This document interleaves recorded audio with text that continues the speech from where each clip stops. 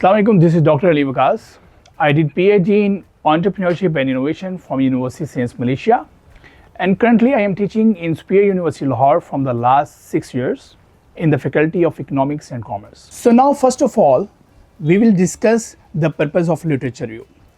At first, it summarizes, integrate and synthesize the previous study. So what does it mean basically?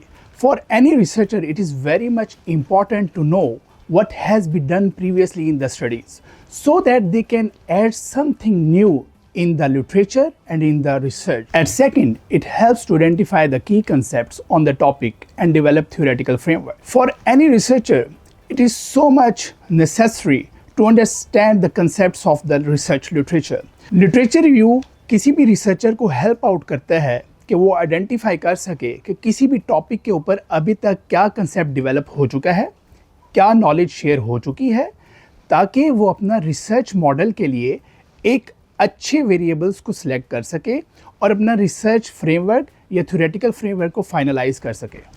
Eight third, literature review helps to highlight different controversies and debates. किसी भी research article या thesis लिखने के लिए ये बहुत ज़रूरी है कि रिसर्चर को पता हो कि रिसर्च लिटरेचर इस टॉपिक के बारे में क्या स्ट्रेंथ्स प्रोवाइड करता है और क्या क्रिटिसिज्म प्रोवाइड करता है, सो दैट एक्यूरेट फाइंडिंग्स की तरफ आगे जाया जा सके. So at fourth, literature review also helps the researcher to finalise the research methodology and research design.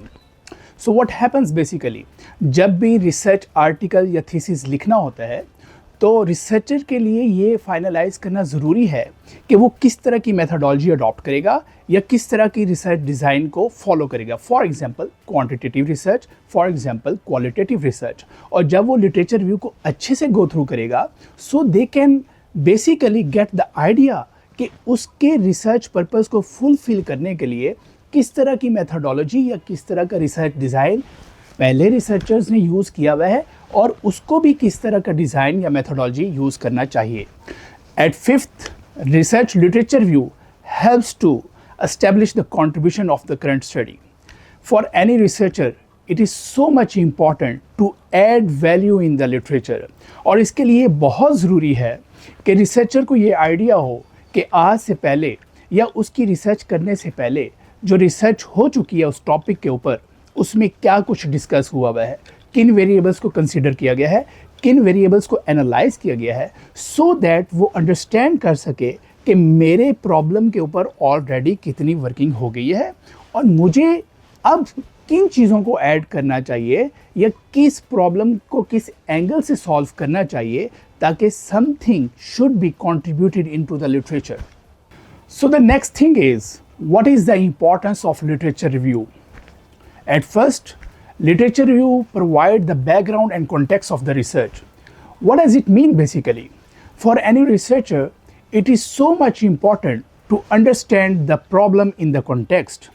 किसी भी रिसर्चर के लिए जानना बहुत ज़रूरी है वो जिस प्रॉब्लम को भी सॉल्व करने की कोशिश कर रहा है उस सिनेरियो में बेसिकली क्या इश्यूज एग्जिस्ट कर रहे हैं. ना सिर्फ ये कि बैकग्राउंड का पता चलेगा, बल्कि रिसर्चर को ये आइडिया होगा कि वो जो प्रॉब्लम जिस सिनेरियो में सॉल्व करना चाह रहा है उसके सर्कमस्टांसेस क्या हैं, उसके इश्यूज़ क्या हैं. वो प्रैक्टिकल इशू को तभी सॉल्व कर सकेगा जब उसको उस सिनेरियो का आइडिया होगा. और लिटरेचर रिव्यू उसको हेल्प आउट करेगा कि वो उस सिनेरियो, उस बैकग्राउंड और उस इशू से रिलेटेड कॉन्टेक्स्ट को अच्छी तरह जान जाए.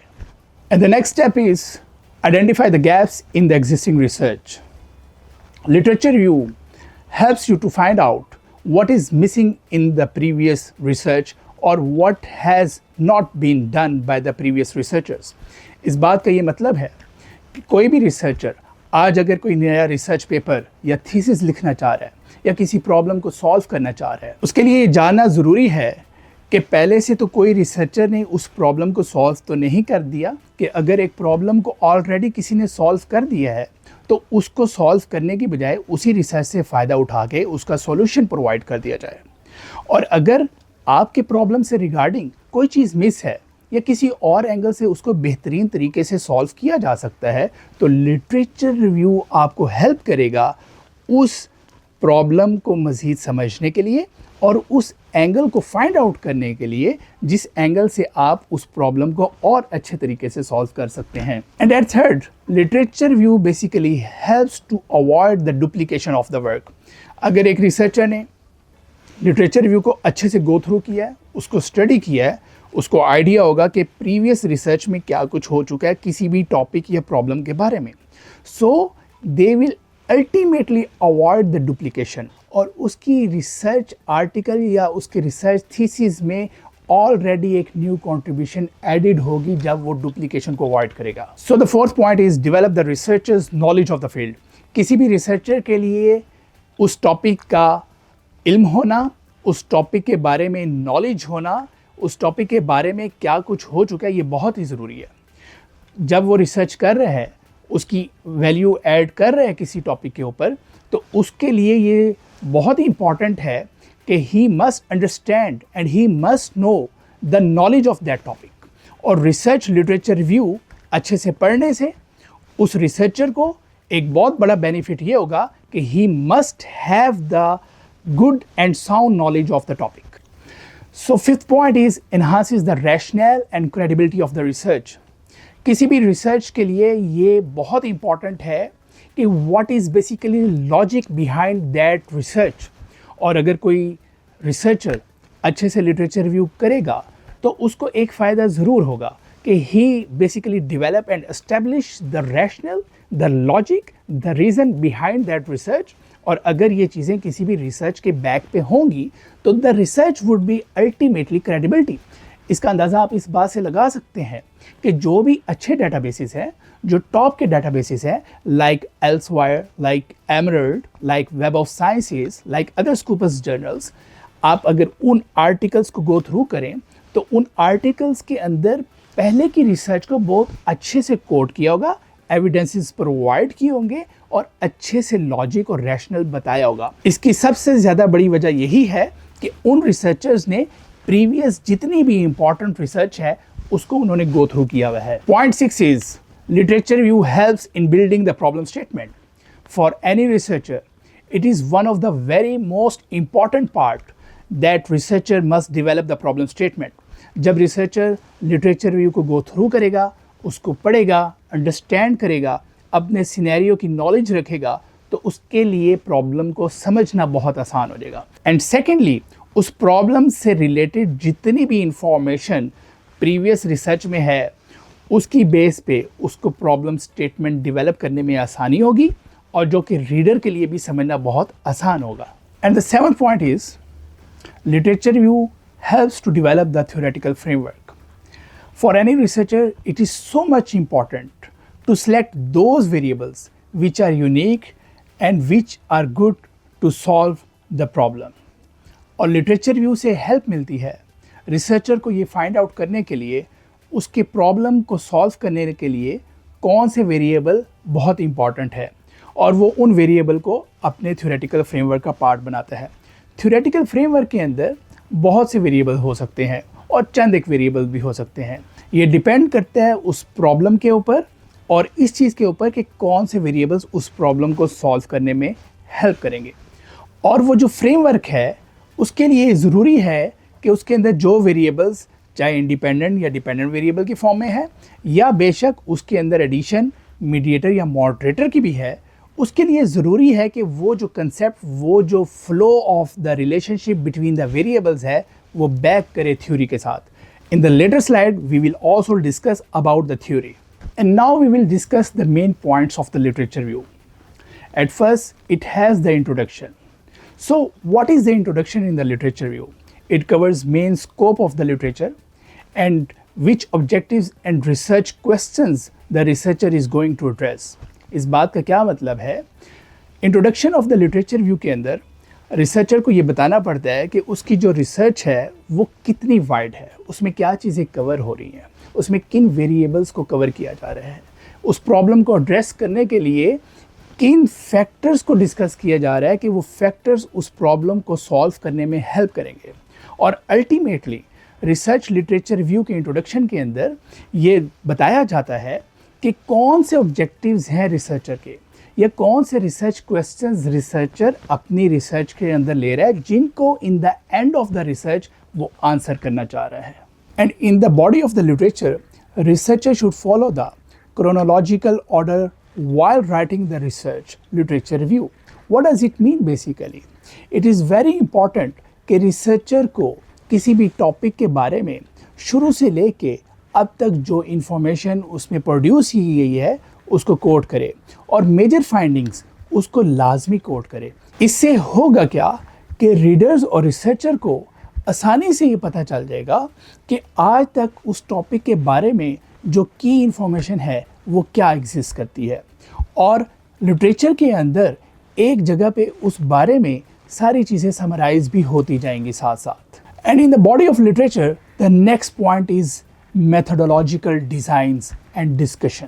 प्रीवियसली रिसर्चर्स ने आज तक किसी टॉपिक को, किसी प्रॉब्लम को सॉल्व करते हुए कौन से मेथड्स यूज़ किए हैं.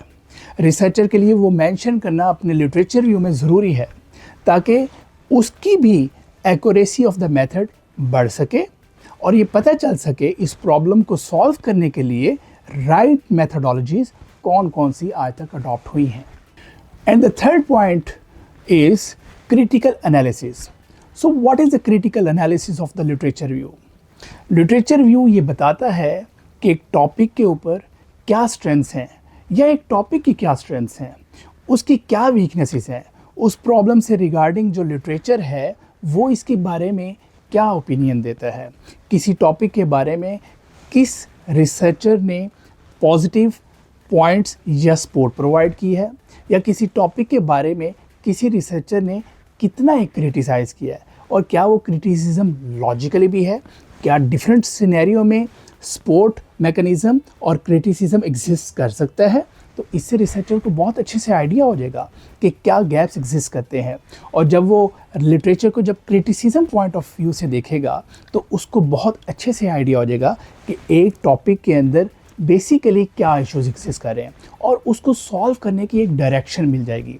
And the fourth point is theoretical framework. किसी भी रिसर्चर के लिए ये बहुत ज़रूरी है कि जब वो लिटरेचर प्रोवाइड कर दे और उस बेस पे वो एक थ्योरेटिकल फ्रेमवर्क को फाइनलाइज करे. थ्योरेटिकल फ्रेमवर्क बेसिकली ये बताता है कि जो रिसर्चर प्रॉब्लम सॉल्व कर रहा है उसके कनेक्शन में कौन से वेरिएबल इंपॉर्टेंट है, और थ्योरी के थ्रू वो सपोर्ट करना नहायत ज़रूरी है कि जो वेरिएबल्स आपस में रिलेट कर रहे हैं क्या वो किसी थ्योरी से बैक भी होते हैं या रैंडमली रिसर्चर ने वो वेरिएबल्स को चूज़ कर लिया है और उनके दरमियान रिलेशनशिप बना लिया है. लिहाजा लिटरेचर रिव्यू के अंदर बहुत ही इम्पॉर्टेंट है थ्योरेटिकल फ्रेमवर्क गिवन हो और वो थ्योरी से बैक होना उतना ही ज़रूरी है. And the fifth point is provision of the theoretical foundation. Theoretical foundation से क्या मुराद है? फॉर एग्जांपल मैं ये बात करता हूँ किसी भी लीडरशिप स्टाइल का ह्यूमन बिहेवियर से रिलेशनशिप क्या आ सकता है किसी भी ऑर्गेनाइजेशन के अंदर, तो I should provide the theory behind this. Theory, for example, if I give here the leadership theory, for example, if I give transactional leadership theory, for example, I give transformational leadership theory, for example, I give situational leadership theory, based on my concept, based on my problem, based on the relationship between the variables, I have to provide the relevant theory. और ये theory ये बताती है कि जो मेरा problem है जो कि डिपेंडेंट वेरिएबल में एग्जिस्ट करता है उसको ये थ्योरी किस तरह से सपोर्ट करती है through my independent variable. Then the last point of the elements of the literature review is the conclusion. Researcher has to finalise the summary and identify the key gaps. Based on the theoretical framework researcher ने जो literature review provide किया, relationships को describe किया, theory को जो दिया, और उसको एंड पे उसने समराइज करना है कि उस प्रॉब्लम से रिगार्डिंग जो वो रिलेशनशिप बिटवीन द वेरिएबल्स को कंस्ट्रक्ट कर रहे हैं उसके लिए ज़रूरी है कि वो उसको समराइज़ करे कि अब तक क्या इन्फॉर्मेशन है, what is the missing, what the thing should be solve now, ताकि वो एक रिसर्च गैप को आइडेंटिफाई कर सके और अपनी रिसर्च के अंदर कोई नई वैल्यू को ऐड कर सके. And now we will discuss the characteristics of good literature review. So first of all, It should include the key studies on the research topic. What does it mean basically that? आप किसी भी topic के ऊपर जब research करेंगे तो it's so much important that you should include the key studies on that topic which has been done previously. और ये क्यों कर ज़रूरी है? फॉर एग्जांपल आप एक प्रॉब्लम को सॉल्व करना चाह रहे हैं, वो है ह्यूमन बिहेवियर के ऊपर, कि एम्प्लॉयज़ जो हैं एट वर्क प्लेस जो है वो नेगेटिव बिहेवियर शो कर रहे हैं. अब इसके लिए ये बहुत ज़रूरी है कि जो इसके मेन स्कॉलर्स हैं, जो इस प्रॉब्लम के रिगार्डिंग जो मेन प्रोफेसर्स हैं या डिफरेंट रिसर्च स्कॉलर्स हैं, उन्होंने इसके बारे में क्या बात की है. और वो मेन स्टडीज़ कौन सी हो सकती हैं जो बहुत अच्छे डेटाबेस में पब्लिश हों. वो रिसर्च स्टडीज़ जो कि ऑथेंटिक हैं, जो कि एक्यूरेट हैं, जिनमें एथिकल मेजर्स को फुलफिल किया हुआ है. And the second point is researcher should include the updated references. इस बात का क्या मतलब है कि फॉर एग्जांपल अगर रिसर्चर आज किसी प्रॉब्लम के बारे में 2025 में रिसर्च कर रहा है तो उसको ये चाहिए कि recent years, last 5 to 10 years को ज़रूर कोट करें. ये क्यों कर ज़रूरी है कि फॉर एग्जांपल अगर आज रिसर्चर रिसर्च कंडक्ट कर रहा है किसी प्रॉब्लम को सॉल्व करने के लिए, और अगर वो आज से 20 साल पहले के रेफरेंसेस तो उठा रहा है लेकिन रीसेंट रेफरेंसेस को नहीं उठा रहा, तो he can not gate the idea कि वो प्रॉब्लम के बारे में रीसेंट इन्फॉर्मेशन क्या है, और हो सकता है वो प्रॉब्लम बहुत अच्छे अंदाज में ऑलरेडी सॉल्व हो चुका हो. So it is very much necessary for the researcher to mention the recent research in his study. And the third point of a good literature review is it should be free from the bias. इसका क्या मतलब है? For example, एक researcher किसी चीज़ के दरमियान, किसी variable के दरमियान या दो फैक्टर के दरमियान पॉजिटिव रिलेशनशिप को देख रहा है, तो he should address the positive relationship as well as the negative relationship given by the previous researchers, so that हमें एक ऑथेंटिक ओपिनियन आ सके कि ये रिलेशनशिप किस सिचुएशन में पॉजिटिव एंड पे भी जा सकता है और किस सिचुएशन में जो है वो नेगेटिव एंड पे भी जा सकता है. सो लिहाजा रिसर्चर को जो है बायसनेस नहीं करनी चाहिए, किसी एक चीज़ को फेवर नहीं करनी चाहिए. कभी भी अपने रिजल्ट्स के लिए लिटरेचर को मेंशन इस तरह से नहीं करना चाहिए कि ये फील हो कि ये वही चीज़ मेंशन करना चाह रहा है या ये वो चीज़ मेंशन कर रहा है जो कि इसकी अपनी फेवर में है. And the fourth point of the literature view is coherent structure with logical flow. Why it is so much important?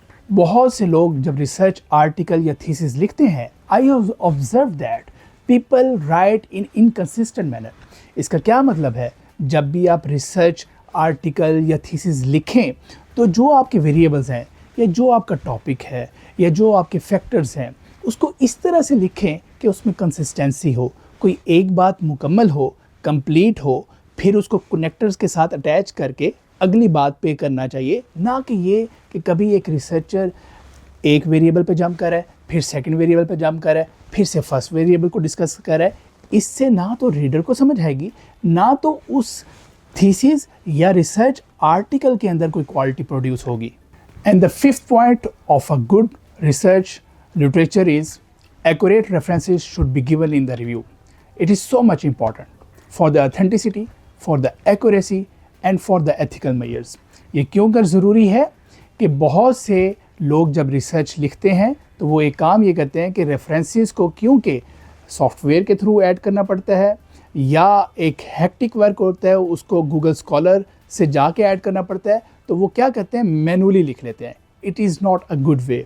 इसे होगा क्या कि बाद में रिसर्चर वो रेफरेंसेस भूल जाएगा और उसकी जगह किसी इनएक्यूरेट रेफरेंस को ऐड करेगा, और ये एक अनएथिकल प्रैक्टिस है कि अगर वो एक्यूरेट रेफरेंस नहीं देता. लिहाजा रिसर्चर के लिए ये ज़रूरी है कि वो इनएक्यूरेट रेफरेंस ना दे और उसी वक्त रेफरेंस ऐड करे जब वो रिसर्च को लिख रहा है. And if you have any query, any question, you can contact on my given email in the screen.